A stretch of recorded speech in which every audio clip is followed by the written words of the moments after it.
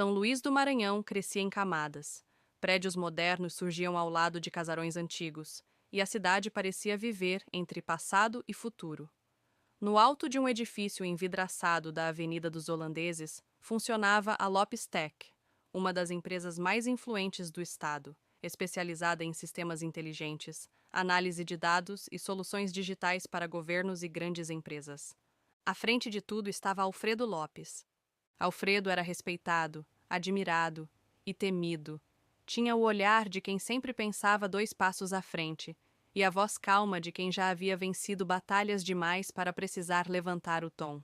Era pai de muitos filhos, de 2 histórias diferentes, separadas não apenas pelo tempo, mas pela forma como o amor se manifestava.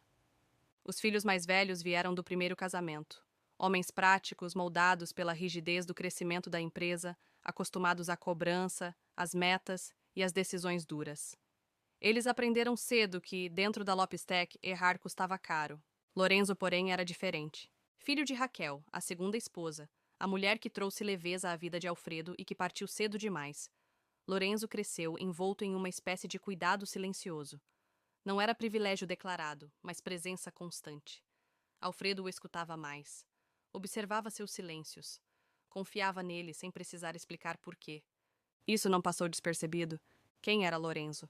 Lorenzo não tinha o corpo tenso dos irmãos, nem o olhar sempre armado. Andava devagar, como quem prestava atenção demais ao mundo. Gostava de ficar no setor de análise de dados, mas não pelos números em si, e sim pelo que eles escondiam. Ele acreditava que dados contavam histórias. Enquanto os irmãos falavam de lucro, mercado e expansão, Lorenzo falava de tendências invisíveis, de comportamentos que ainda não haviam acontecido, de riscos que ninguém via. Muitas vezes era ignorado. Outras, era ouvido apenas porque Alfredo insistia. Mas havia algo que Lorenzo jamais contava com facilidade. Desde adolescente tinha sonhos intensos. Não eram imagens aleatórias, eram estruturas, mapas, cenários complexos. Ao acordar, ele sentia que aquelas imagens diziam algo importante, embora nem sempre soubesse explicar como. Com o tempo, aprendeu a traduzir sonhos em linguagem racional. O que sonhava, conseguia transformar em análises, projeções e hipóteses precisas. Não falava disso como algo místico, falava como quem entende padrões. Mesmo assim, os irmãos viam aquilo com desconfiança. Os irmãos mais velhos de Lorenzo eram muitos, mas havia 3 que se destacavam. O mais velho, Renato, era o braço direito do pai. Carregava o peso da responsabilidade e o ressentimento de nunca ter sido escolhido emocionalmente. Para ele, Lorenzo representava tudo o que nunca teve. Atenção sem cobrança. Daniel, o estrategista, era frio e calculista. Não odiava Lorenzo, apenas não acreditava nele. Via seus sonhos como arrogância disfarçada de genialidade. E Caio, o mais impulsivo, sentia raiva sem saber explicar exatamente por quê. Para ele, Lorenzo era uma lembrança constante de que Alfredo nunca foi o mesmo depois de Raquel.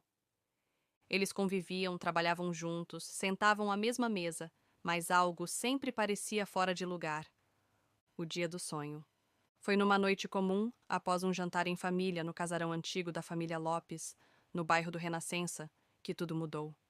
O ambiente estava leve demais, riso forçado, taças tilintando. Alfredo parecia orgulhoso do crescimento recente da empresa. Em meio à conversa, alguém comentou sobre o futuro da Lopes Tech. Lorenzo ficou em silêncio por alguns segundos.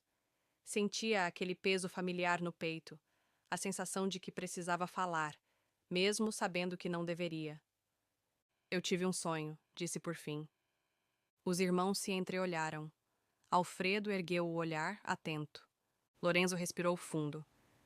Sonhei com 12 sistemas conectados à mesma rede. Todos funcionavam, mas só um controlava o fluxo central. Se ele caísse, todos parariam. O silêncio se espalhou pela mesa. Ele continuou com a voz firme, mas sem perceber o efeito das próprias palavras. Depois, vi 11 painéis de controle girando em torno de um único núcleo. Eles dependiam dele para se manter ativos.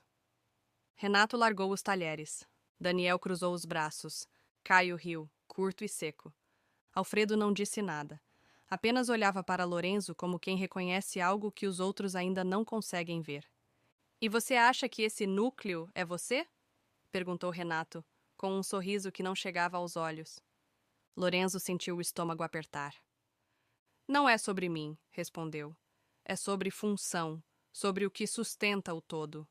Engraçado, Caio retrucou, porque sempre parece ser sobre você. A tensão ficou densa, não houve gritos, nem discussão aberta. Apenas algo se quebrou ali, invisível, mas definitivo. Lorenzo percebeu tarde demais. Os sonhos que sempre o guiaram, agora haviam despertado algo diferente nos irmãos. Algo perigoso. Certa vez, Lorenzo passou a noite inteira diante das telas. O prédio da Lopstec já estava vazio quando ele começou a cruzar os dados de vendas e a entrada de capital oriundos das filiais espalhadas pelo país, do sul ao norte, e das unidades instaladas no próprio Maranhão. O ar-condicionado zumbia baixo, e a cidade lá fora seguia indiferente, iluminada por faróis e promessas que nunca dormiam. A princípio eram apenas números, pequenas diferenças, valores que não batiam, percentuais ligeiramente deslocados do esperado. Lorenzo inclinou o corpo para a frente, como quem tenta enxergar melhor não a tela, mas o que estava por trás dela. Ele refez os cálculos, cruzou planilhas, comparou contratos com relatórios fiscais, reabriu arquivos antigos. Quanto mais aprofundava, mais o desconforto crescia. Não era erro, era padrão. Notas frias surgiam disfarçadas entre contratos legítimos, entradas de capital infladas, saídas mascaradas por serviços que nunca haviam sido prestados. Havia ainda algo mais grave: indícios claros de corrupção, envolvendo não apenas órgãos públicos, mas também empresas privadas que se apresentavam como parceiras estratégicas da Lopstec. Lorenzo sentiu um frio na espinha. A empresa do pai estava doente, e o vírus vinha de dentro. Na manhã seguinte, pediu para falar com os irmãos. Não levou Alfredo. Sabia que aquela conversa precisava acontecer antes. Ou talvez...